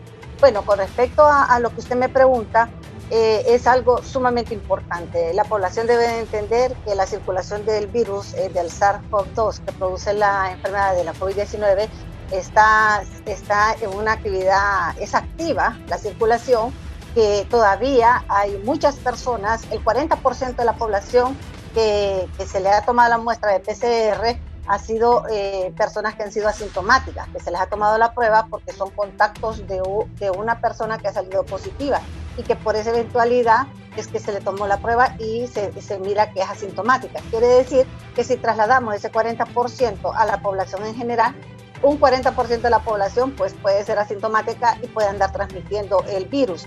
Y es ahí donde nosotros tenemos que mencionar de forma reiterada el autocuidado, las medidas de bioseguridad personal, es el uso de la mascarilla. Ese uso de la mascarilla debe de ser fundamental, el utilizar el alcohol gel, porque sabemos que no hay disponibilidad en cualquier lado del uso de lavado, de lavamanos o de jabón.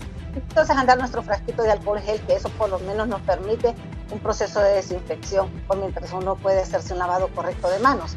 Eso es fundamental. Lo que mencionaban también de llegar de forma oportuna a los centros de triaje, la población ya tiene experiencia en cuanto a esto. Cuando uno le dice no se espere en su casa 24, 48 horas hasta que usted esté complicada, en esto de la COVID-19 uno no sabe cómo va a evolucionar. Si en esas 48 o 72 horas son fundamentales para que se desarrolle un proceso inflamatorio severo o un problema de coagulación intravascular diseminada con múltiples trombos o coágulos que se dispersan en diferentes órganos importantes de nuestro organismo, y no sabemos cómo nos vamos a complicar. Es decir, esta enfermedad tiene tantas particularidades que no nos podemos confiar. Y mientras tanto llegue la vacuna, que como bien se dice, no se espera antes en el primer trimestre del próximo año, tenemos que seguir conviviendo con las medidas de bioseguridad. En el transporte público es fundamental que las personas usen la mascarilla. La careta era algo adicional porque la careta le da una seguridad más grande de que cualquier partícula de alguna secreción no va a llegar a su mucosa bucal o a su mucosa nasal. Sin embargo, pues con el uso de la mascarilla, si la población se siente segura, tiene que usarla. Esos serían los consejos que podríamos darle, porque una persona que tiene la enfermedad de la COVID-19 no está exenta de que no se enferme con el dengue, con el Zika, el chikungunya o con cualquier otra enfermedad adicional. Es decir, puede tener 2 o 3 enfermedades de estas transmisibles por vectores e inclusive tener la COVID y complicarse. Y sobre todo para aquellas personas que tienen diabetes mellitus, hipertensión arterial, insuficiencia renal o que están padeciendo de algún tipo de cáncer, a esas personas hay que cuidarlas mucho más. Estamos en un momento crítico, estamos con 2 temas fundamentales, sumamente humanitarios, que van de la mano, que es la protección a la salud, pero también es el sector de la economía.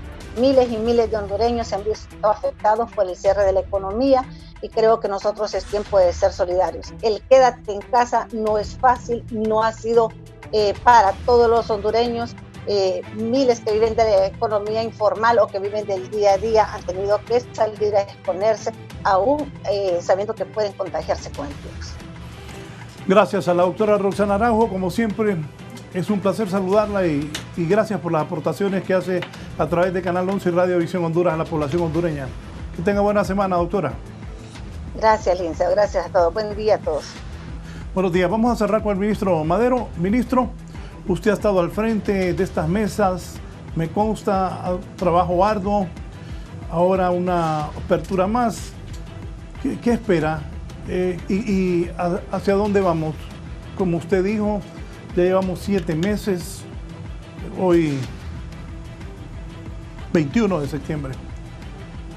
mucha gente despedida, mucha gente suspendida, muchas pequeñas, medianas, grandes empresas cerradas, gimnasios cerrados, hoteles cerrados. Ministro, ¿qué visualiza usted que está al frente ahí diariamente trabajando en esto? Bueno, Raúl, yo creo que Honduras va a tener que seguir avanzando. Va a tener que avanzar. Ya los hechos de lo que tenemos hoy nos indican cómo hemos controlado, cómo ha venido el control de esta pandemia. Honduras, con los hechos que tiene, con más triajes, Honduras con más brigadas, Honduras con más tratamiento maíz y catracho, yo creo que ha hecho un gran esfuerzo y los hechos lo dicen por sí solo con los números que tenemos. Vamos a tener que seguir adelante, Raúl. Yo creo que la apertura vamos a tener otros pilotajes, te lo digo desde ahorita, de otros sectores que también ya están muy avanzados en pilotaje, ¿verdad? Y vamos a tener que ir aprendiendo a convivir con el virus porque ahora lo más grave de la pandemia probablemente venga también, que es un posible rebrote y también el levantar la economía, que son los principales factores que hoy por hoy el gobierno va a enfrentar y que juntos en la mesa multisectorial, todos los sectores hondureños vamos a tener que apoyar y empujar esta carreta que nos pertenece a todos. Muchas gracias, ministro. Es un gusto saludarlo. Gracias, muy amable. Gracias, el ministro Carlos Madero, ministro del Trabajo. También participó don Alden Rivera, que es representante de la empresa privada en las mesas multisectoriales, y la ex ministra de Salud, la doctora Roxana Araujo. Ahora voy a hacer un rápido recorrido para informarles qué es lo que está pasando en Honduras, como lo hemos hecho desde las 6:55 de la mañana. Voy a ir en este momento con Herlin Díaz en directo a San Pedro Sula sobre las medidas del transporte urbano. Sobre esto habló, finalizando su participación, la doctora Roxana Araujo. Herlin, adelante, ¿cómo está la situación en San Pedro Sula?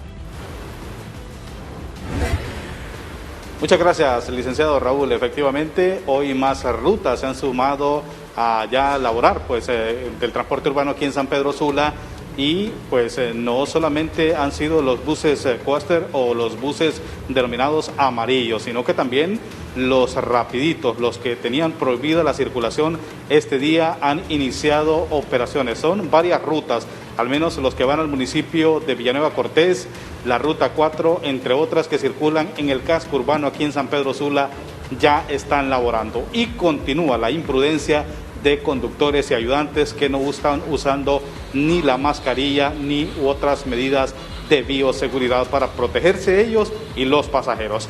La ruta 2 inició con 25 buses, la ruta 7 también inició con 25 buses, esta reanudación del transporte urbano aquí en San Pedro Sula. Lo que les preocupa a los dirigentes del transporte es que no hay pasajeros, porque sus unidades andan circulando a veces completamente vacías. Esto es lo que puedo informarle. Vuelvo con usted. Gracias a mi compañero Herlin Díaz en la capital industrial del país, San Pedro Sula. Voy con Víctor Valladares.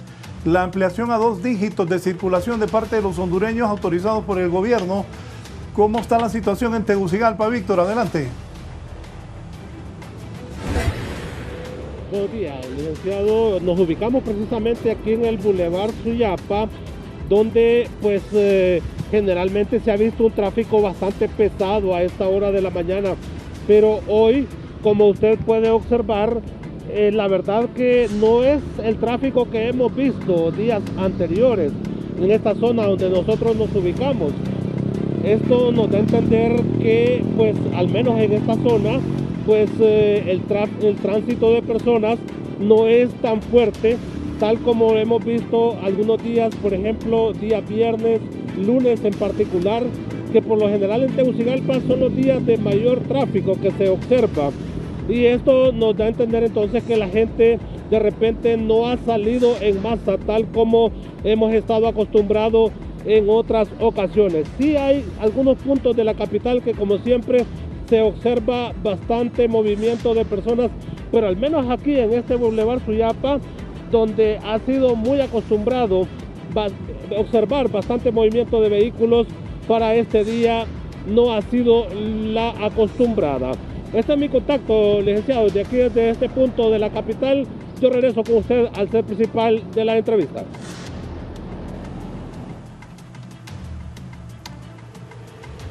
Gracias a Víctor Valladares. siguen los accidentes de tránsito. El viernes en la noche, en el noticiero estelar, lo iniciamos con 3 muertos. Aquí en la carretera que Tegucigalpa conduce al sur del país, 3 muertos y 2 heridos. Un furgón, se le soplaron los frenos y hubo esta tragedia. Voy a ir con este video que es, me dice Kelly, de la carretera que de San Pedro Sula conduce a Puerto Cortés. Miren este video, miren ese carro rojo y ¡pum! Esa moto, es impresionante esto. Esa moto, el que iba en esa moto cae sobre la grama que se ve ahí, miren.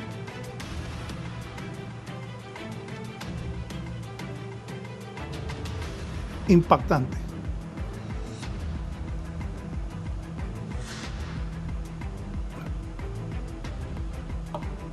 El hombre con un brazo desprendido, ponémelo otra vez.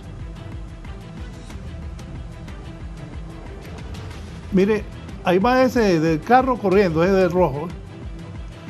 Kelly, un hombre y una mujer eran. Sí, ahí va, ahí son 2, un hombre y una mujer. No murieron, ¿verdad? Dios no quiso que estos 2 murieran. El hombre casi con el brazo desprendido ha quedado y la mujer con golpes. Mire, el otro carro está parado y va desesperado, el de ese carro rojo. Y los de la moto van a gran velocidad. Dios no quiso que murieran. Esto ocurrió hace algunos momentos en la carretera que conduce de San Pedro Sula a Puerto Cortés.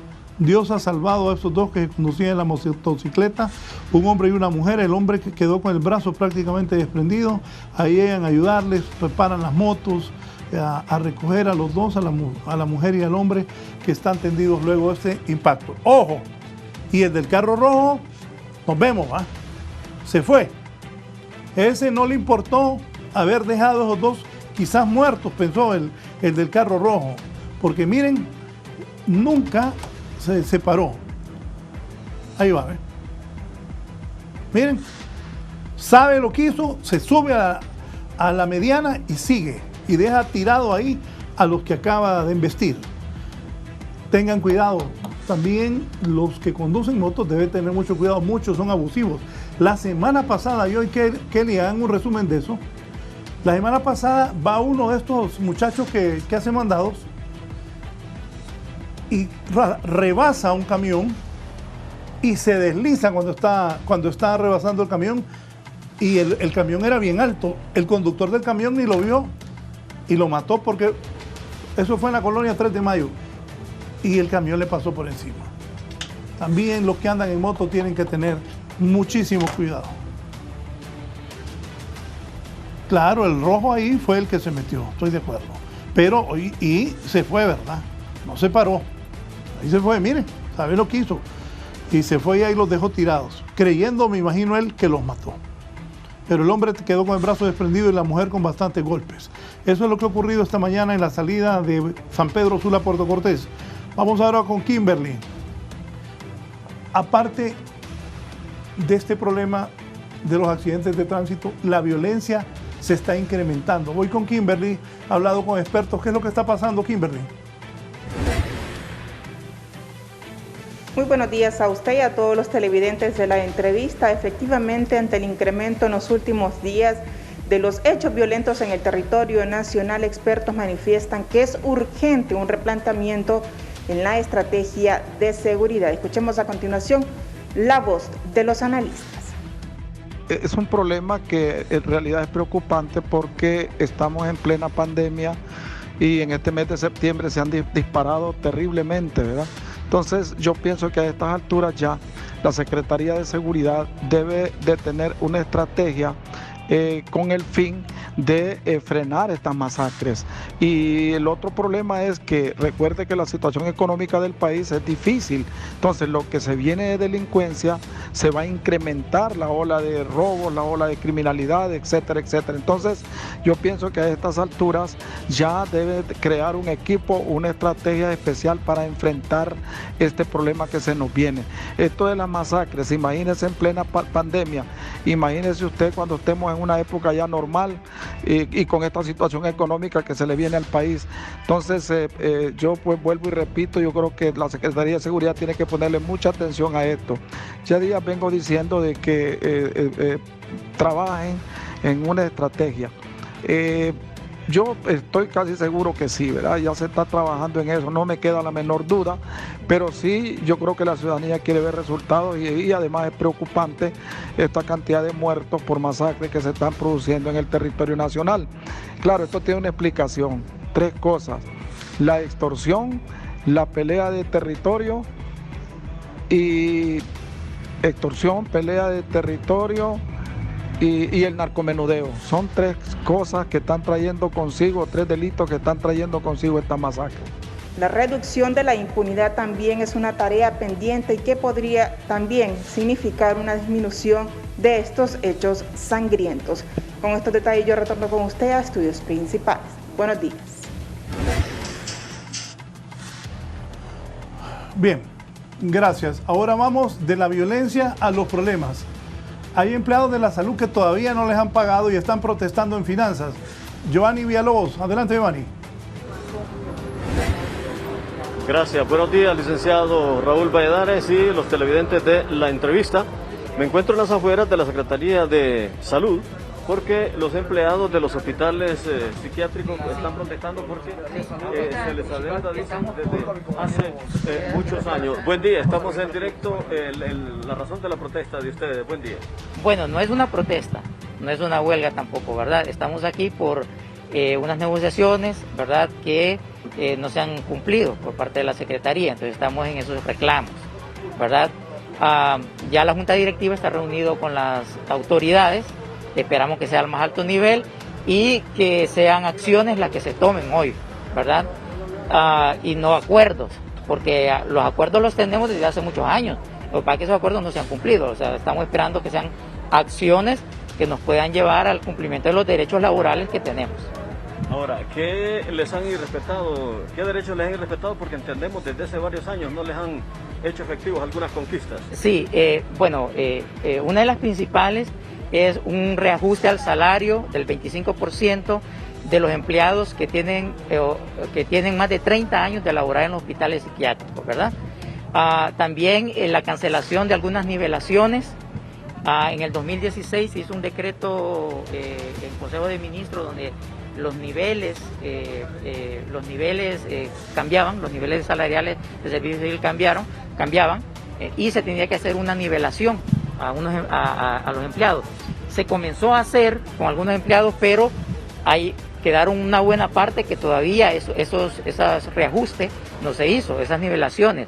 Algunas reasignaciones, algunos ascensos también, ¿verdad? Y esos son los derechos que estamos hoy aquí tratando de llegar con la Secretaría a acciones que lleven al cumplimiento de los derechos laborales. Esto incluye a los enfermeras, enfermeros y otro personal de la salud. Así es, hay enfermeros, licenciadas en enfermerías, licenciados en psicología, ¿verdad?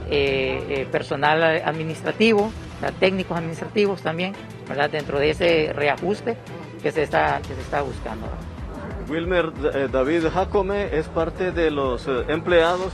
También tenemos otro miembro del sindicato. Buen día, ¿ya están en negociaciones o qué les han dicho? Por los momentos están adentro allá con la ministra y todo. No, pues hasta que ellos salgan de allá van a dar la información. No sabemos todavía porque ellos son los que los van a traer la información. Lo que pasa es que yo no vine a tiempo, ya habían entrado cuando yo vine, ya habían pasado y ya no pude entrar yo. Pero sí están adentro, ya los están dando información, pero los van a dar la información hasta que salga. Esta problemática es de años que se viene arrastrando. Sí, esto de los 30 años de a días. La nivelación también tiene varios, no sé cuántos años le dijeron ahorita, como 4 o 5 años ya va. También eso ya no es de ahorita, y solo lo llevan con engaños. Que la vez pasada lo dieron en este mes y después lo dieron en diciembre del año pasado y nada ha salido. ¿Sí? Así ha estado todo eso ahorita. Ojalá que ahorita los traigan buena información, porque hasta toda la directiva del sindicato está adentro ahorita. ¿Su nombre es? Marcelino Ramos Galeas. ¿Del sindicato? Sí, soy miembro del sindicato también, soy de la directiva del sindicato. Lo que pasa es que no viene, ya habían entrado, lo pasaron rápido, pues, eso pasó. Bueno, gracias. Afuera con los compañeros.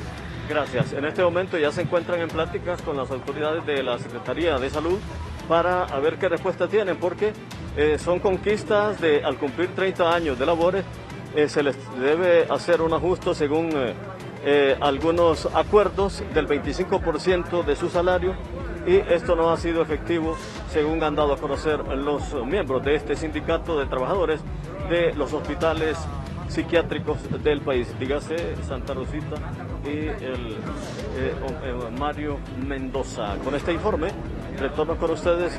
Buen día, licenciado Raúl Valladares y sus gentiles televidentes de La Entrevista. Buenos días, gracias Giovanni Villalobos. Vamos a ver qué dicen las autoridades de finanzas encabezadas por Marco Midense. Nos vamos, les deseo una muy buena semana, los dejo, que sigan con la programación de Canal 11. Tenemos una variada y agradable programación para todo este día de lunes. Gracias, los esperamos a mediodía con las noticias. Estará Kelly Olivera e Isabela Chevas presentando lo que ocurra. Por la mañana tendremos todas las informaciones, al igual que entretenidos programas como Hoy es tu día a partir de las 10 de la mañana. Que estén bien, feliz semana.